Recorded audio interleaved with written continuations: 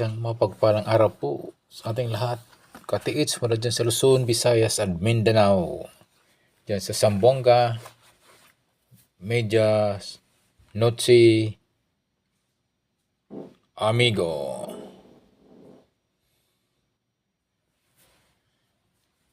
And dyan sa ibang bansa sa Mexico, muchas gracias, amigo.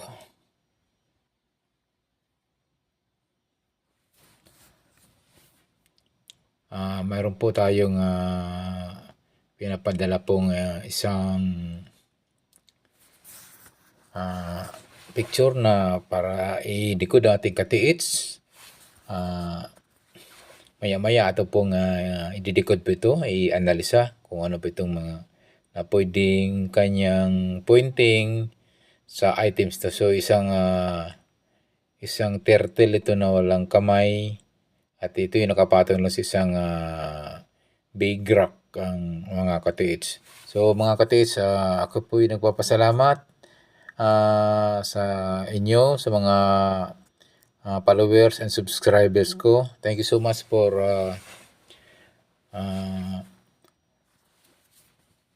supporting my YouTube channel. Ako yung nagpapasalamat ng taos pusong pasasalamat. Thank you so much sa mga supporters at mga subscribers.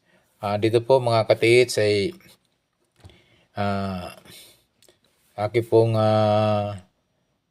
isang katiits po natin na si Rolly Adlawon Dook at isa pong gumagawa ng treasure hunting equipment ngayon sa Pilipinas. So mayroon po tayong gumagawa na para sa isang local na treasure hunting equipment katiits. So ito po si Mr. Rolly Adlawon Dook katiits ay somewhere in Turukan, Zamboanga po ito. At mayroon po itong YouTube channel na Turukan TH Explorer. At mayroon siya mga tutorial how to make treasure hunting equipment na local mga katiits. So mayroon na po tayong made in Philippines na treasure hunting mga katiits. So ito pong mga obra at pangagawa ni Rolly Adlawon Dook katiits ay mayroon siyang gold locator, mayroon siyang aura meter, and mayroon siyang Japanese wand katiits. So ito po ang good news po dito kasi nga yung kanyang mga gawa at lalong-lalo na yung kanyang ABS gold locator ay meron ng 8 ka-treasure hunter natin na naka-hits at yung huli ay 2 gold bar na may tatakpang Burma gold bar dyan somewhere sa Davao de Oro. So ito ngayon yung kanyang ABS gold locator in demand po ngayon. So it's good news to sa mga local nating katiits o treasure hunter sa Pilipinas kasi nga mayroon na po tayong gamit na treasure hunting equipment na mura at affordable pa. At hindi tulad na nasa labas na imported ay talaga napakamahal at mahirap na pag-abil ang mga katiits po nating dito sa Pilipinas. Ito po ang good news nito mga katiits kasi nga mayroon siya mga tutorial how to make gold detector and Japanese wand and aura meter mga katiits. So ito po, pagdating naman sa presyo, siyempre dahil Pinoy, presyo yung Pinoy talaga mga katiits. So abot talaga naman kayang-kaya sa bulsa po itong kanyang ginagawang ABS gold locator. At ito po napaka talentitong tao nito dahil ang talent niya ay sinishare niya sa ating mga katiits po nating lokal dito sa Pilipinas. Thank you so much sa kanyang pag-share ng kanyang talent. At ito po ay libre po, pre-tutorial po. Mayroon siyang channel na Tukuran TH Explorer. Pwede nyo mapanood ang mga pre-tutorial na paggawa po ng treasure hunting equipment. So ito po, diretso na po tayo sa ating pagdidecode. Mayroon po tayong pinapadala na katest natin for decoding and analyzing sa treasure hunting mga ka-TH. So po, atin ang ay himay-himayin po ang kung saan po itong mga pointers na pwedeng magtuturo po ng items mga ka-TH. Okay po. So isa po itong kay turtle o pagong na walang paa at ito'y nakapatong lamang sa isang malaking bato. So titingnan po natin kung ano po yung mga pwedeng magawa po natin at ano po yung iba pang makikita natin na pwedeng maging pointer sa item mga ka-TH kung saan to located mga ka-TH. Okay po, mga ka-TH, sa pag-analyze, sa pagdikod po, hindi po natin talaga maasahan na 100% ay malocate po natin yung items. Bagamat talaga namang nagre-rely lang po tayo sa mga nagbabase po tayo sa mga pointers, sa mga arrowhead, saan po nakatulad niyang sa nakatingin po yung ito yung turtle nito, yun ang sundan natin, yung buntot, yung mga arrowhead niya. So yun lang talaga po ang ating magagawa.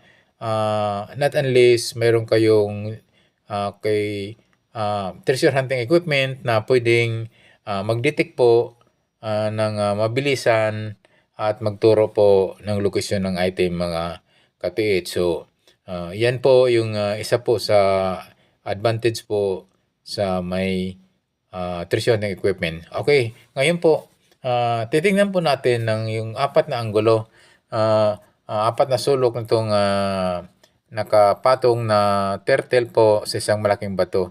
So ito po, tingnan po natin ang apat na sulok nito na di kalayuan po ng mga 3 to 5 meters from itong turtle nito na nakapatong sa bato. So from east, west, north, and south ka-TH. So ito po mga ka-TH ay isa pong magandang turtle nito at siguro ang medyo malayo po ito kasi nga ito ay nakapatong lamang po at medyo sa tingin ko dito yung kanyang pinatungan ay isang solid rock ka-TH. So ngayon ka-TH, tingnan nyo rin po yung ka-TH kasi nga baka itong pinatong itong mga ka-TH, baka ito ay rock enclosure.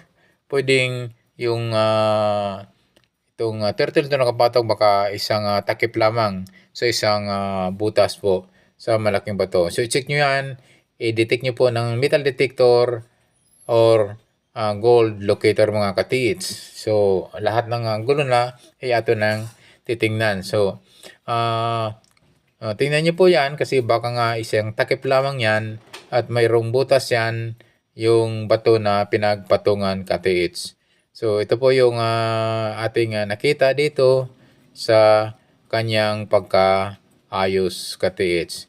Okay po. So itong bandang east mga ka-TH, i-check nyo po 1 to 3 meters. Bandang west, ganun din, same. Distansya po 1 to 3 meters. Also the south, pointing south, 1 to 3 meters and pointing north, ka-TH, 1 to 3 meters din po ang distansya mula sa kinalalagyan ng turtle nito mga ka-TH. So, ang yung paligid, tingnan nyo po, baka mayroon pong old century tree, baka may mga bato dyan na sa 1 to hanggang 3 meters ang kalayuan, distansya, pwedeng magiging countersign, pwedeng magiging coordinated markers yan, pointing sa items mga ka-TH. So, yun na yung gagawin nyo. Tingnan muna yung paligid sa apat na sulok nitong mga ka-TH. Huwag niyong kalimutan, i-detect po yung mismong turtle at baka ito enclose rock items malay po natin baka yan ay isang takip lamang. So, huwag niyong kalimutan katiits.